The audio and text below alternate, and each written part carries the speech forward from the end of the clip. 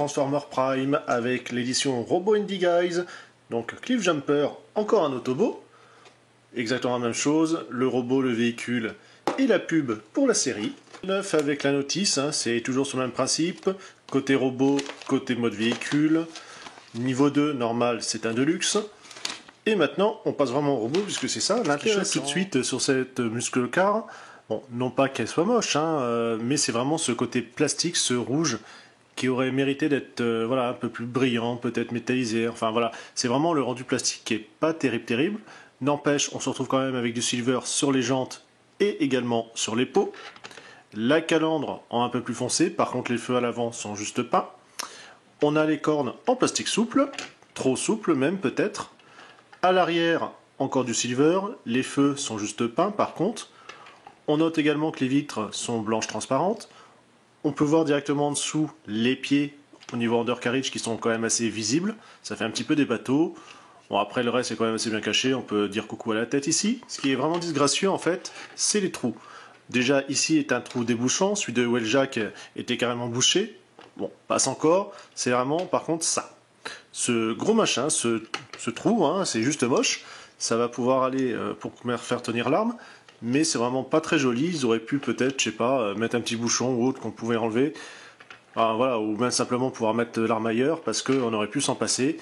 Les rétros, donc forcément, sont rouges. Voilà, il n'y a pas de côté métallisé. Le rendu est vraiment plastoc. N'empêche, la voiture de loin est jolie. Vous vous en doutez, l'arme, on va pouvoir la placer à ces deux endroits. Ainsi. Donc cette espèce de marteau mitraillette. Assez mastoc. Encore sur le côté passe encore. Là sur le dessus c'est déjà moins bien réussi. Ça fait un peu Mad Max. On va déjà commencer ici, vous pouvez voir les séparations.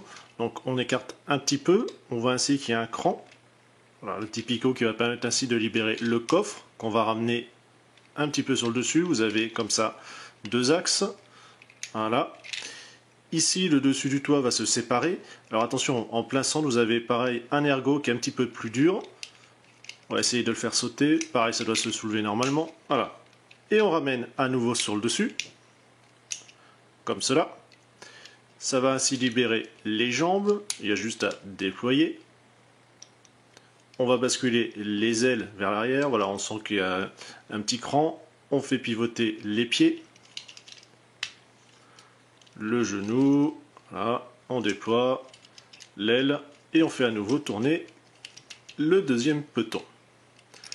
Vous avez ici le bassin, on va le faire pivoter, comme cela. Au niveau des bras, justement, avant de pouvoir séparer, on va faire lever le capot. Donc le plus simple encore, c'est d'attraper les cornes, de tirer dessus. On va les ramener comme ça en dessous. Alors vous pouvez voir, les cornes tournent complètement. Vous avez un petit ergot ici qui va venir se loger à cet endroit-là. Donc c'est plus, voilà, on va dire un système pour centrer que vraiment maintenir, hein, ça se clipse pas vraiment. En tout cas, ça n'a pas la rigidité pour. On va justement pouvoir séparer là-haut, comme cela. On va tirer sur les bras. Donc déjà le pare-choc pour pouvoir décaler les coudes. On va prendre les deux, parce que voilà, vous avez un système de roue crantée qui va permettre comme ça en fait de dégager les épaules et la tête. On bascule sur le ball joint. On va pivoter, ainsi. Vous avez ces parties-là, on va les décaler pour moins que ça gêne. On va pouvoir ainsi déployer complètement le bras, double articulation. Ici, on va rabattre. Alors pour ça, déjà avant, vous allez sortir la main, parce qu'elle est un petit peu gênée, voilà. On met, vous avez ici cette partie-là qui va venir se clipser sur le bras. Bon, enfin clipser, hein, c'est pas vraiment verrouillé, c'est plus posé qu'autre chose. On bascule la vitre.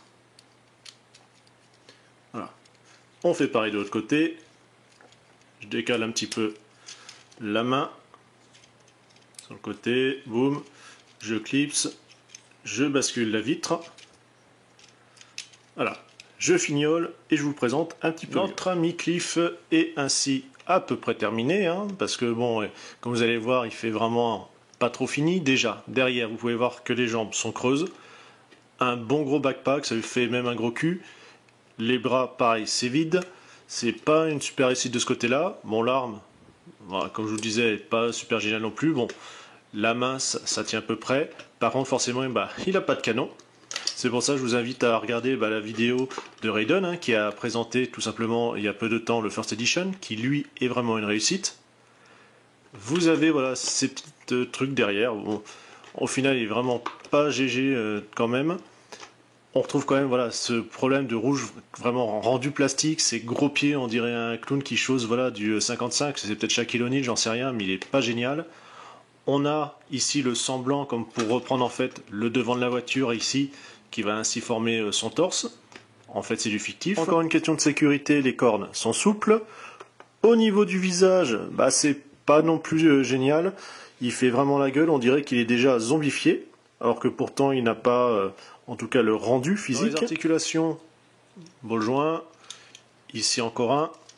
La double articulation, alors comme je vous disais, à faire attention avec le pan. La main, on a le bassin, ici, le genou, le pied en bol joint, avec encore une autre articulation ici au niveau de la cheville. Alors autant certains Transformers peuvent vraiment faire un aspect figurine, voire même collection, là c'est purement un jouet, en termes de rendu, d'aspect, le fait qu'en plus les épaules, bon, il y a ce petit gimmick effectivement qui fait lever la tête, mais c'est pas non plus voilà, une super réussite, c'est ingénieux sans trollette, ouais. C'est vraiment pas une version que j'aurais acheté en tout cas. Effectivement, peut-être la First Edition voilà, me paraît effectivement déjà beaucoup plus réussi, ça peine pas. Mais bon, faut faire des choix quand même. Si vous n'avez pas le choix, bon bah rabattez-vous sur celui-là. Mais bon, si vous pouvez éviter, c'est pas plus mal. Allez, on se dit à une prochaine, salut!